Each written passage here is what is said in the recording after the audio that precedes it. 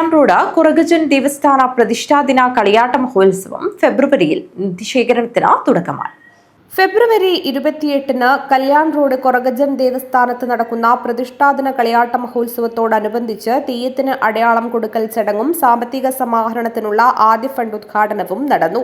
ചടങ്ങിൽ പ്രമുഖ വ്യവസായിയും ജീവകാരുണ്യ പ്രവർത്തകനുമായ അരവിന്ദൻ നീലേശ്വരത്തിൽ നിന്നും ആഘോഷ committee chairman Bharathan Kalyan road ആദ്യ ഫണ്ട് ഏറ്റുവാങ്ങി.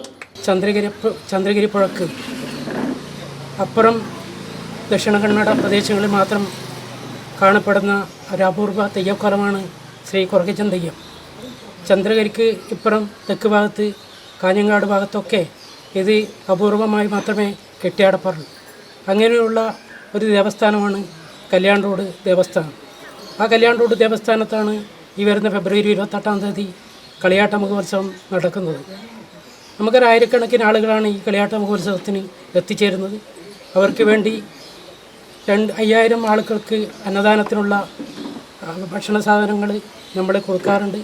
ആഘോഷ കമ്മിറ്റി കൺവീനർ അശോകൻ മുട്ടത്ത്, ക്ഷേത്ര പൂജാരിമാരായ ശശിധരൻ, പ്രദീപ്, പ്രതാപൻ, കമ്മിറ്റി ഭാരവാഹികളായ ശിവൻ, ശിവശക്തി, ഉണ്ണികൃഷ്ണൻ, കല്യാൺ റോഡ് ട്രഷറർ ബാബു, രാഹുൽ, മാതൃസമിതി ഭാരവാഹികളായ ഭാനുമതി, കുമാരി, ശശി, ലക്ഷ്മി, കണ്ണൻ തുടങ്ങി നിരവധി പേർ ചടങ്ങിൽ സംബന്ധിച്ചു.